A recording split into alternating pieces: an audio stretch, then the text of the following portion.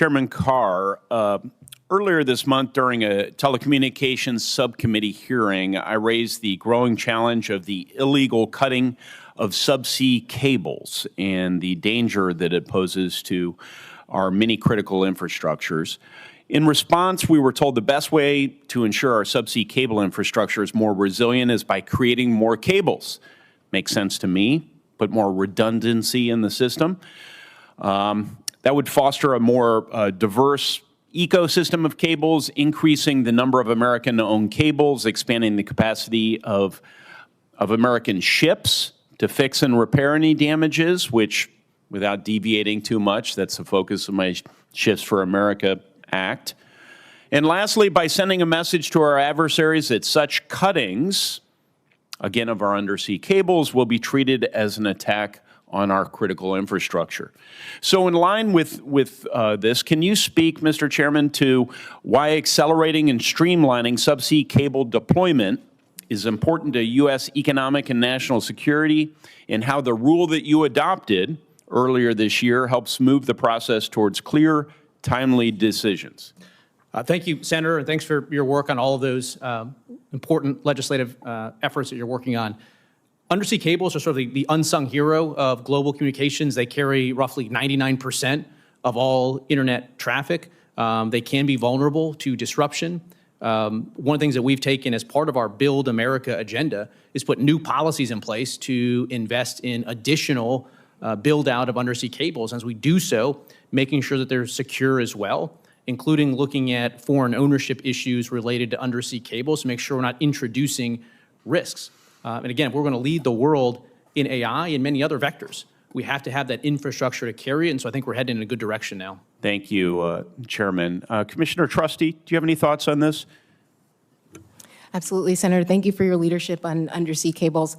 I do think that streamlining permitting processes can help with redundancy, resiliency, and efficiency, and I think that goes to support economic growth, our technological leadership, and secure communication. So I think we're all headed in the right direction on this regard. Thank you. Wish Congress could learn from the leadership of the Commission in streamlining the permitting process of critical infrastructure. Perhaps we will in coming months. Commissioner Trusty, in that same rule, the FCC established requirements for applicants and licensees to create a cybersecurity and physical security risk management plan. How can that create a more resilient subsea cable network, and what else should we as Congress be doing to secure this infrastructure?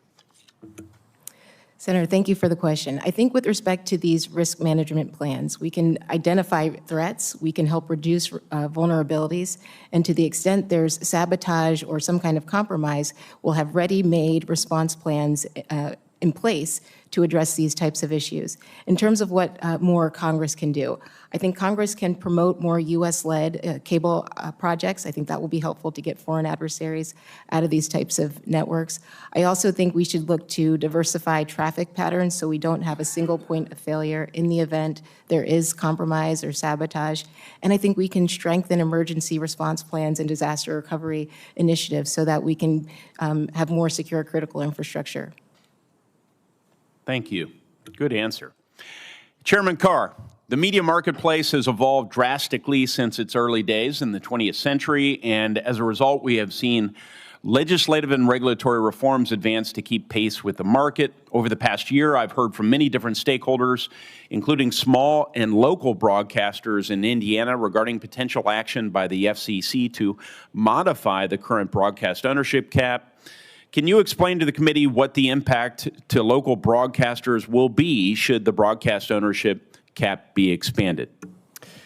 Thank you, Senator. We're looking at these issues and haven't made a decision, but there's a couple of potential guide stars here. One, if you look at local newspapers, they've been shutting by the thousands all across the country.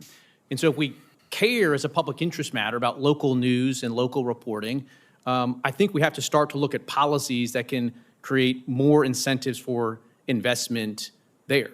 And so one of the concerns that I have in media policy as a general matter is you got the national programmers, Comcast, Disney, and others that are increasingly dominating with respect to those local broadcasters. So we want to make sure that they do have the ability to invest in local news gathering because it's also more trusted. Local news is more trusted than the national media that's out there. And so we're balancing a couple of different policies there, and we'll see where we land. I completely agree with you. It's not just a matter of trust, however, it's also a matter of content. I think most everyone would agree. When seemingly every issue gets nationalized, when national issues get far more play than local issues, and when we have an electorate, a citizenry who have absolutely no idea what's happening in the local council meetings and in school boards and all the rest, because the information's not being circulated for whatever reason, you have to question whether some of the fundamental predicates for like having a democracy, a functioning democracy, and voting for local officials are being laid. I could not tell you in Little Bargersville, Indiana, where I live, and I'm probably more active than most in terms of my citizenry and my attentiveness to the news. But I could not tell you what's happening at the local school board and all the rest. Yet I still show up to vote for these local offices. My own approach is to skip those that I know nothing about. But it's, I think, an indictment on our news ecosystem, and it may take some intentionality to fix it. Senator, this is one issue we're looking at too. Is you look at to turn the TV, in the evening hours. Again, a huge percentage of that time now is programmed by the national programmers, again, out of New York and Hollywood. And so one idea that we're looking at is how do we empower those local TV stations to reclaim more of that nightly news time for actual local news and programming, and we're looking at ideas for that. Count me interested. Thank you, Chairman, for indulging me well over my time.